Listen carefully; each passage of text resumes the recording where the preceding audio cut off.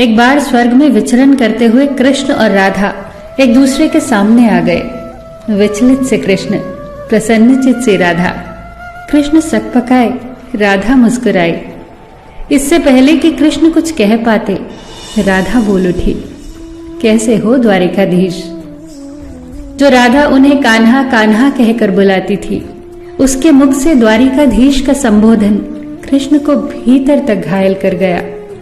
फिर भी किसी तरह अपने आप को संभाल लिया उन्होंने और बोले राधा से, मैं तुम्हारे लिए आज भी वही कान्हा हूं। तुम तो मुझे द्वारिकाधीश मत कहो। आओ बैठते हैं। कुछ मैं अपनी कहता हूं, कुछ तुम अपनी सुनाओ।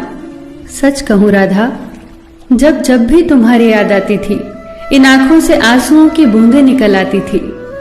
राधा बोली, मेरे साथ ऐसा कुछ नहीं हुआ। न तुम्हारी याद आई, न आंखों से आंसू बहा, क्योंकि हम कभी तुम्हें भूले ही कहाँ थे। जो तुम याद आते, इन आंखों में तो सदा तुम ही थे। कहीं आंसुओं के साथ निकल न जाओ, इसलिए रोते भी नहीं थे। कान्हा, प्रेम से अलग होने पर तुमने क्या खोया, इसका एक आईना दिखाऊं तुम्हें। कुछ कड़वे सच प्रश्न सुन पाओ तो सुनाऊं। कभी सोचा है इस तरक्की में तुम कितने पिछड़ गए। यमुना के मीठे पानी से जिंदगी की शुरुआत की और समुद्र के खारे पानी तक पहुंच गए। एक उंगली पर चलने वाले सुदर्शन चक्र पर भरोसा कर लिया और 10 उंगलियों पर चलने वाली बांसुरी को भूल गए। कान्हा, जब तुम प्रेम से जुड़े थे तो जो उंगली गोवर्धन पर्वत उठाकर लोगों को विनाश से बचाती थी, प्रेम से अलग होने पर वही उंगली क्या क्या रंग दिखाने लगी। सुदर्शन चक्र उठाकर विनाश के काम आने लगी। कान्हा और द्वारिकाधीश में क्या अंतर होता है बताऊं? कान्हा होते तो तुम सुदामा के घर जाते, सुदामा तुम्हारे घर नहीं आता। युद्ध में और प्रेम में यही तो फर्क होता है। युद्ध में आप मिटाकर जीतते हैं और प्रेम में आप मिटकर जीतते हैं। कान्हा, प्रेम में डूबा हुआ इंसान दुखी तो रह सकता है, पर किसी को दुखी नहीं कर सकता।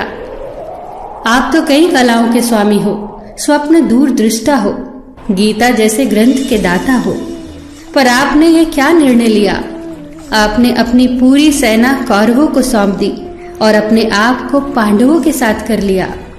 सेना तो आपकी प्रजा थी, राजा तो पालक होता है, उसका रक्षक होता है।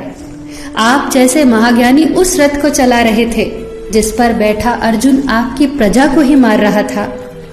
अपनी प्रजा को मरते देख आप में करुणा नहीं जगी, क्योंकि आप प्रेम से शून्य हो चुके थे। आज भी धरती पर जाकर देखो, आपकी द्वारिकाधीश वाली छवि को ढूंढते रह जाओगे। हर जगह, हर मंदिर में मेरे ही साथ खड़े नजर आओगे।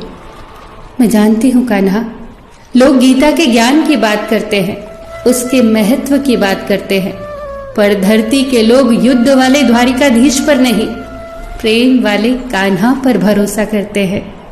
गीता में मेरा दूर दूर तक नाम नहीं है, पर आज भी लोग उसके समापन पर राधे राधे कहते हैं। ये कहानी काल्पनिक जरूर है, पर इसके भीतर छिपी सीख बहुत महत्वपूर्ण है। श्री कृष्ण के पास कभी किसी प्रश्न का उत्तर ना हो, ऐसा तो हो ही नहीं सकता, परंतु राधा द्वारा लगाए गए प्रश्न चिन्हों पर कान्हा मौन रहे। यही तो है प्रेम में समर्पण का भाव।